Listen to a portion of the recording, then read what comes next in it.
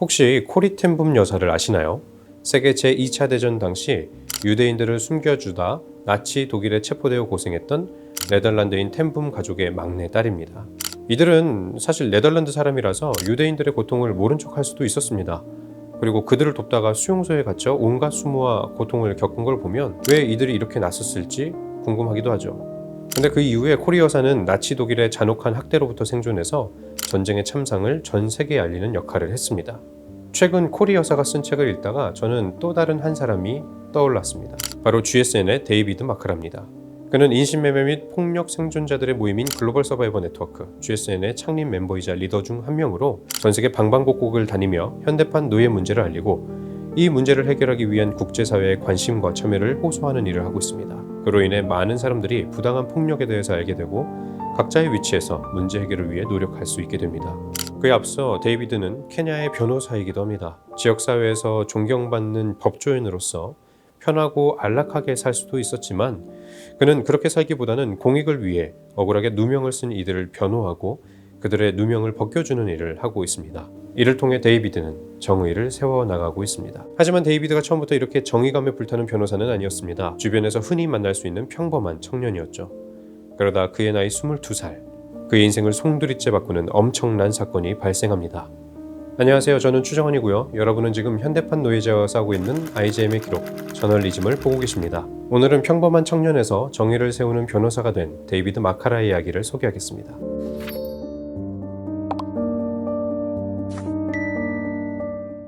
22살의 청년 데이비드는 자신이 저지르지 않은 범죄에 누명을 쓰고 경찰의 총을 맞게 됩니다. 세 발이 그의 몸에 명중했고 그중 한 발이 데이비드의 오른손을 관통합니다. 경찰은 데이비드를 치료하는 대신 그를 병원 침대에 수갑으로 묶어놨고 결국 그의 오른손은 적절한 치료를 받지 못한 채 절단이 되고 맙니다. 시민을 보호해야 할 책임이 있는 경찰이 오히려 무고한 시민을 공격하는 일이 데이비드에게 생긴 겁니다.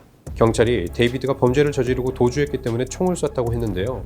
하지만 데이비드는 범죄를 저지르지도 그리고 도주하지도 않았습니다.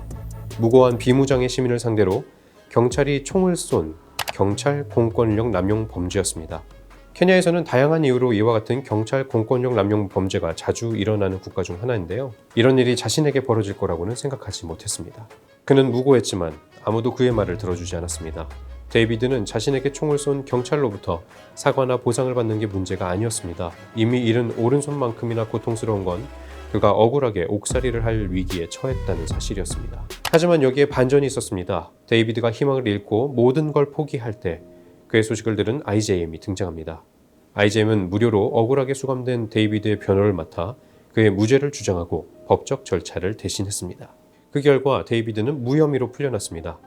IJM의 자료로 데이비드를 기소한 경찰의 주장이 거짓임이 드러났고 법원은 데이비드가 벌을 받을 만한 범죄를 저지른 사실이 없다는 판단을 내렸습니다. 그리고 오히려 아무 죄도 없는 데이비드를 총으로 쏴 손을 잃게 한 혐의로 가해 경찰관이 처벌을 받게 됐습니다. 절망의 순간 데이비드는 IJM을 만나 새로운 삶을 희망하게 됐습니다. 모두가 자유로운 세상을 만드는 일에 자신의 경험과 능력을 사용하기로 결심합니다. 데이비드는 자신을 도운 IJM 변호사들과 같이 되기 위해 열심히 공부했습니다. 변호사가 되어서 자신처럼 억울한 상황에 놓인 이들을 돕기로 결심했죠. 잃어버린 오른손을 대신해 왼손으로 공부했고 남들보다 더 치열하게 노력했습니다. 결국 로스쿨을 졸업하고 변호사가 되어 정의를 세워나가는 일을 하게 됐습니다. 그리고 더 나아가서 폭력 피해 생존자들의 목소리를 전 세계에 전하는 일들을 하고 있습니다. 케냐 경찰의 공권력 남용 문제의 실제와 심각성을 알리기 위해 챔피언스 오브 저스티스의 회장으로 활동하고 있습니다.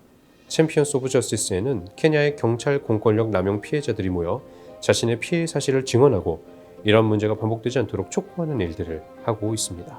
또 글로벌 서바이버 네트워크 GSN의 창립 멤버로 활발하게 활동하고 있습니다.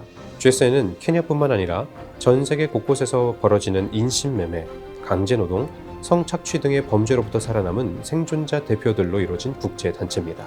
이들은 함께 연대하며 각지에서 벌어지고 있는 믿기 힘든 인권 탄압 문제를 알리는 일을 하고 있습니다.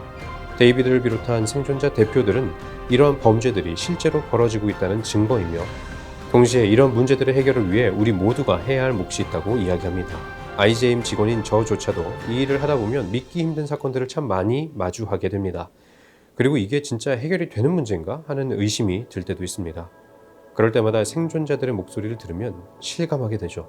이게 진짜 실제로 일어나는 일들이구나. 그리고 또 해결이 되는구나 하고요. 생존자들은 말로만 들으면 모두가 의심할 수밖에 없는 현대판 노예제의 증인이자 회복이 실제로 일어나고 있다는 증거입니다. 데이비드는 목소리에 힘이 있다고 믿습니다.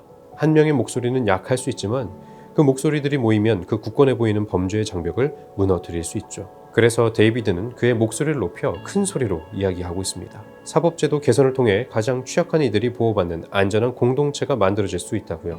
데이비드와 GSN 그리고 IJM은 실제로 범죄의 장벽을 무너뜨리고 있으며 그 힘의 원동력이 사람들의 관심과 참여라는 것을 잘 알고 있습니다. 데이비드의 도전에 함께하고 싶으신 분들은 IJM 코리아 채널을 구독하고 좋아요를 눌러주세요. 그리고 응원의 댓글을 달아주세요. 주변에 데이비드의 목소리를 공유해 주시는 것도 좋습니다. 물론 IJM을 후원하는 방법도 있습니다. 오늘 이야기는 데이비드의 목소리로 마무리하겠습니다. 시청해 주셔서 진심으로 감사합니다. I am raising my voice. I am speaking out. I am David Makara.